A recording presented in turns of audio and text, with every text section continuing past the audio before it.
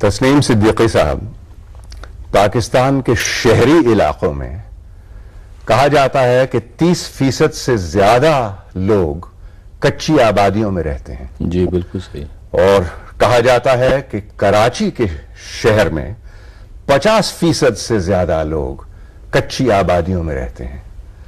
آپ نے کئی سال کچی آبادیوں پہ کام کرتے ہوئے گزار دیے.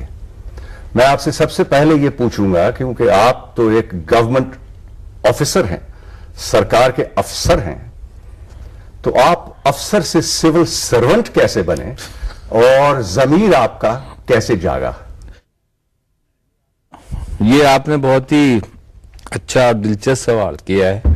اکثر مجھ سے یہ لوگ پوچھتے ہیں کہ یہ کام آپ کیوں کرتے ہیں، کیونکہ عام طور پر جو گورنمنٹ سرونٹ ہوتے ہیں وہ تو گلیمرس اور ہائی پروفائل جابز کی طرف جاتے ہیں. تو اصل میں یہ ہے کہ میں 2 سال میں نے مشرقی پاکستان میں اس وقت گزارے. پھر میں نے اپنے ڈسٹرکٹ سکھر میں، جہاں میں نے بچپن گزارا، وہاں کے حالات دیکھے جب میں ڈپٹی کمشنر بنا. تو وہاں پہ بھی میں نے یہ دیکھا کہ میرے خیال سے آدھے سے زیادہ شہر کچی آبادی میں تبدیل ہو چکا تھا. کہ ان میدانوں میں جہاں ہم ہاکی کھیلتے تھے وہاں پہ جھونپڑیاں نظر آئیں. ریلوے کی جو وہاں پہ بندر اسٹیشن تھا، کارگو اسٹیشن، وہ سارا کچی آبادی میں تبدیل ہو چکا تھا. پورا دریا کا کنارہ جو ہے سکھر بیراج سے لینس ڈاؤن برج تک، وہ وہاں پہ کچی آبادی بن گئی تھی. تو اس وقت پھر میں نے یہ سوچنا شروع کیا کہ یہ کیا ہوا. تو ابتدا وہاں سے ہوئی، اور اپنے کام کے پریکٹیکل ایسپیکٹ کو میں نے سامنے رکھتے ہوئے کہ جب مجھے موقع ملے گا تو میں اس مسئلے کو زیادہ سنجیدگی سے لوں گا اور اس کا حل تلاش کرنے کی کوشش کروں. اچھا، اس کے بعد پھر خدا کی بستی جی وجود میں آئی. جی خدا کی بستی کا نام آپ نے کیا شوکت صدیقی کے ناول سے انسپائر ہو کے لیا، یا یہ اصل میں لوگوں نے خود رکھا؟ اس زمانے میں شوکت صدیقی صاحب کے جو یہ ٹیلی پلے تھا اس کا ری رن ہو رہا تھا. تو ایک میٹنگ میں لوگوں کو کچھ آنا تھا، وہ ان کو دیر ہو گئی. کسی نے پوچھا کہ آپ کیوں نہیں آئے؟ کہنے لگے میں خدا کی بستی ڈرامہ دیکھ رہا تھا. تو انہوں نے کہا یہ خدا کی بستی آپ کو نظر نہیں آ رہی ہیں؟ تو جب ہم نے اسکیم شروع کی تھی تو اس کا نام آفیشلی انکریمنٹل ڈیولپمنٹ اسکیم تھا، جو کہ ذرا مشکل ہے عام لوگوں کے لیے ادا کرنا. تو خدا کی بستی اس قدر پاپولر ہوا کہ وہ اگلے دن سے ہر آدمی کی زبان پر تھا. تو یہ سب سے پہلے خدا کی بستی آپ نے کہاں، اور کوٹری میں شاید؟ جی ہاں، کوٹری میں. کیا یہ 87 میں شروع کی. اس وقت میں ڈائریکٹر جنرل تھا حیدرآباد ڈیولپمنٹ اتھارٹی کا. اس وقت میں نے یہ دیکھا کہ جو چیز میں نے سکھر میں دیکھی تھی وہی حیدرآباد میں، کہ کچی آبادیاں بن رہی ہیں. اور دوسری طرف میں نے یہ دیکھا، یہ بہت دلچسپ بات ہے، کہ سرکاری اسکیمیں جو بنائی جاتی ہیں غریبوں کے نام پر اور مڈل کلاس کے نام پر، وہ میں نے دیکھا وہ خالی پڑی ہوئی ہیں. یہ گلشن شہباز بہت بڑی اسکیم ہے، 70,000 پلاٹوں کی، یعنی جو جام شورو کا ٹول پلازا ہے، اس میں دیکھا کہ وہ پلاٹ جو ہیں وہ اس میں سے 10,000 ڈیولپ بھی ہو گئے، لیکن رہتا کوئی نہیں ہے. وہ پانی بھی تھا، بجلی بھی تھی، سڑک بھی تھی. تو اس پر ہم نے یہ غور کرنا شروع کیا کہ جو ہماری ہاؤسنگ اسکیمز ہیں، یہ جس سوچ کے تحت بنائی جاتی ہیں اس میں کیا خرابی ہے. پتہ یہ چلا کہ یہ پورا جو پروسیس ہے یہ اس میں بڑی خرابیاں. مثال کے طور پر پلاٹس بیلٹنگ سے دیے جاتے ہیں. آپ اسلام آباد میں بیٹھے، آپ حیدرآباد کی اسکیموں میں اپلائی کر دیں اگر آپ کے پاس زیادہ پیسے ہیں. تو یہ آپ کی خدا کی بستی جو کوٹڑی میں آپ نے شروع کی، اس میں کس قسم کے لوگ آباد تھے؟ اس میں آس پاس کی کچی آبادیوں کے لوگ آئے، اس میں کرائے پہ رہنے والے لوگ آئے، اس میں وہ لوگ بھی آئے جو دیہاتی علاقوں سے شہری علاقوں کا رخ کرتے ہیں.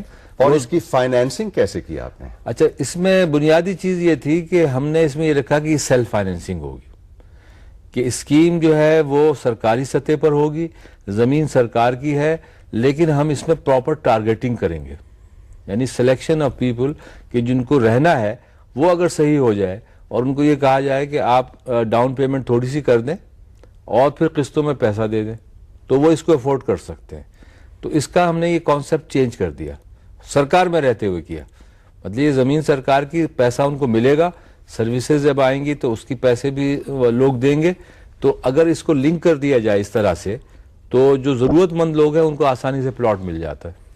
ضرورت مند لوگوں کی جب بات آئی تو پھر آپ کراچی آ گئے. جی، کراچی میں پھر آپ نے سندھ کچی آبادی اتھارٹی کے آپ ڈائریکٹر جنرل بن گئے. جی ہاں.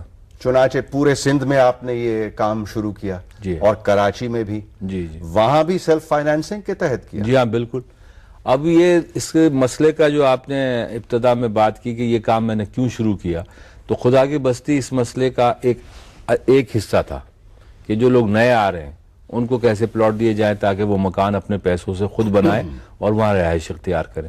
دوسرا حصہ یہ تھا کہ ہم نے یہ دیکھا کہ پاکستان میں کچی آبادی بننے کا عمل میرے خیال سے 47 سے شروع ہو گیا تھا، کیونکہ ہاؤسنگ شارٹیج جو ہے یہ 47 سے چل رہی ہے. ٹھیک ہے، تو جب میں 87 میں سندھ کچی آبادی اتھارٹی کا ڈائریکٹر جنرل بنا، اس وقت جو ہمارے سامنے فگرز آئیں کہ کم از کم کراچی میں ہی 540 کچی آبادی بن چکی تھی، اور یہ 23 مارچ 85 کی بنیاد پہ فگرز ہیں. پورے سندھ میں 1200 سے زیادہ کچی آبادی بن چکی تھی. تو اس مسئلے کو جب ہم نے مطلب یہ کہ بغور اس کا جائزہ لیا تو یہ پتہ چلا کہ اگر لوگ خود پیسے دیں جو زمین ان کے قبضے میں ہے تو یہ کام آسانی سے ہو سکتا ہے. تو سیلف فائنینسنگ کا جو کانسیپٹ خدا کی بستی میں تھا وہ یہاں پہ بھی مطلب یہ موجود تھا، لیکن اس پہ عمل نہیں ہو رہا تھا. تو پھر ہم نے اپنے طریقہ کار کو چینج کیا، اپنے پروسیجرز کو سمپلیفائی کیا، اپنے ڈیسینٹرلائزیشن کام میں کیا، لوگوں کو یقین دلایا کہ اگر آپ فارم لینے آئیں گے یا فارم ہم دیں گے تو اس پہ عمل بھی ہوگا. ورنہ عام طور پر سرکاری محکموں کا لوگ چکر لگاتے لگاتے تنگ آ جاتے ہیں اور پھر وہ کہتے ہیں کہ بھئی یہ ہمارے بس کا نہیں ہے کہ ہم ڈیلی ویج ارنر ہیں. یہ جو سرکاری بات کی آپ نے جی تسنیم صاحب، میں ریپلیکیبلٹی کی بات آپ سے پوچھنا چاہتا ہوں کہ یہ کام جو آپ نے کیا ہے یہ کیا پورے پاکستان میں ریپلیکیبل ہے یا نہیں؟ یہ آپ خدا کی بستی کی بات کر رہے ہیں یا کچی آبادی؟ دونوں. ایک تو یہ کہ کچی آبادی کا جو کام ہے وہ تو ریپلیکیٹ ہو رہا ہے پنجاب میں بھی.